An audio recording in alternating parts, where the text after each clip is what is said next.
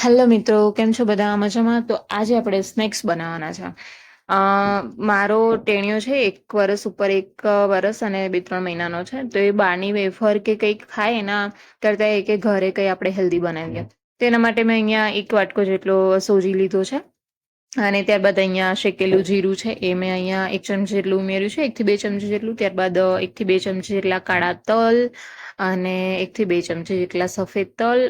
અને ત્યારબાદ છે આપણે 1 ચમચી જેટલું હિંગ ઉમેરીશું. હિંગ ઉમેરાય છે ત્યારબાદ આપણે સ્વાદ અનુસાર મીઠું ઉમેરી લેવાનું છે. અને આ બધી જ વસ્તુ ઉમેરાય છે ત્યારબાદ આપણે તેલ ઉમેરીશું. તેલમાં તમને જે તેલ ફાવતું હોય એ આપણે મોણમાં વાપરવાનું છે, સિંગ તેલ, કપાસિયા તેલ કંઈ પણ. જો તમારા ઘરમાં પેરી પેરી મસાલો હોય તો એ અહીં ઉમેરજો. મેં અહીંયા પેરી પેરીના રિપ્લેસમેન્ટમાં લાલ મરચું પાવડર ઉમેર્યું છે. પેરી પેરી મસાલો હશે તો ખૂબ સરસ લાગશે, પણ અહીંયા અવેલેબલ નહોતો એટલે હાલ મેં અત્યારે લાલ મરચું પાવડર ઉમેર્યું છે. ત્યારબાદ પાણી છે એ બધું મિક્સ કરી અને પાણી નાખીને મિક્સ કરી લેવાનું છે. ત્યારબાદ આપણે 1 વાટકો જો રવો લીધો છે તો સામે 2 વાટકા જેટલો આપણે ઘઉંનો લોટ છે આ રીતે ચાળી લેવાનો છે. અને બધી જ વસ્તુને મિક્સ કરી ત્યારબાદ આપણે લોટ બાંધી લઈશું. લોટ છે એ બહુ સખ્ત નહીં અને બહુ નરમ પણ નહીં, એ રીતના મીડિયમ છે એ પ્રકારનો આપણે લોટ તૈયાર કરી લેવાનો છે.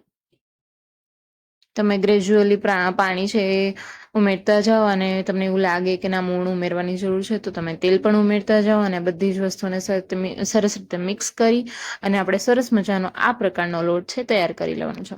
લોટ તૈયાર થઈ જાય ત્યારબાદ છે એકદમ પાતળી પાતળી આપણે રોટલી તૈયાર કરવાની છે. રોટલીમાં છે ફોર્કની મદદથી આ રીતે ડોટ્સ કરવાના છે.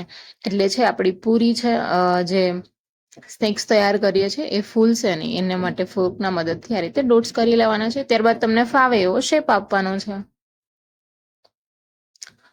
અહીંયા ખાસ એવો સ્ક્વેર શેપ આપ્યો છે. તમને જે ફાવે એ લોંગ સ્ક્વેમિશ ક્યુબોઇડલ જેવો શેપ. ના, ઇટ્સ નોટ ક્યુબોઇડલ, પણ આવો શેપ આપ્યો છે ટૂંકમાં. પછી આપણું તેલ ગરમ થઈ જાય ત્યારબાદ આપણે એને ફ્રાય કરી લેવાનું છે, તળી લેવાના છે.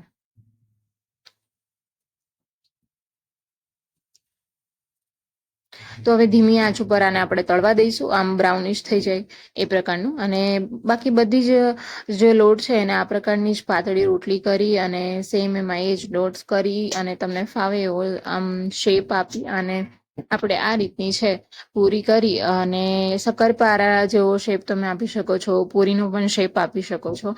બટ ઇન શોર્ટ કે જે નાના ભૂલકાઓ હોય, મારો ટેન્યો છે એ 1.5 વર્ષ આસપાસ થવા આવે છે, તો એને બહારનું ના ખાય એના માટે આ પ્રકારનો નાસ્તો એને તૈયાર કરી દઉં છું. તો એના હેલ્થ માટે સારું કે બહારનું વેફર છે કે ભૂંગળા છે કે કંઈ પણ ખાય એના કરતાં બેટર કે એને તમે હેલ્ધી નાસ્તો આપો. તો આ એક રેસીપી છે, જો તમને ફાવે તો તમે તમારા બાળકોને પણ તૈયાર કરીને આપી શકો છો. જો તમને રેસીપી ગમી હોય તો તમે પણ બનાવો. અને થેન્ક યુ ફોર વોચિંગ.